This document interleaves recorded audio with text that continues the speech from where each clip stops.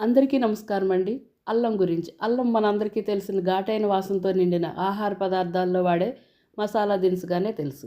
ఆయుర్వేదం ప్రకారం అల్లం జుట్టు పెరుగుదలకు, డ్రైనెస్ని తగ్గించి సహజమైన కండిషనర్గా పనిచేస్తుంది. జుట్టు పెరుగుదలకు 2 టేబుల్ స్పూన్లు తురిమిన అల్లం కొన్ని చుక్కల నీటిలో కలిపి ఈ పేస్ట్ను తలకు పట్టించి 45 నిమిషాలు ఉంచి గోరువెచ్చటి నీటితో కడిగేస్తే మెరిసే సిల్కీ హెయిర్ తయారవుతుంది. చుండ్రుతో బాధపడుతుంటే 3 టేబుల్ స్పూన్లు తురిమిన అల్లం, 3 టేబుల్ స్పూన్ల ఆలివ్ ఆయిల్, కొన్ని చుక్కల నిమ్మరసం కలిపి తలకు పట్టించి 30 నిమిషాల తర్వాత కడిగేయండి. అల్లంలో యాంటీసెప్టిక్ గుణాలు ఉన్న కారణంగా చుండ్రు దూరం అవుతుంది. అరకప్పు ఉల్లి రసంలో 2 టేబుల్ స్పూన్ల అల్లం రసం కలిపి కాటన్ బాల్తో తలంతా పట్టించి 25 నిమిషాల తర్వాత కడిగేస్తే హెయిర్ ఫాలికల్స్కి రక్త ప్రసరణ జరిగి జుట్టు రాలడం తగ్గుతుంది.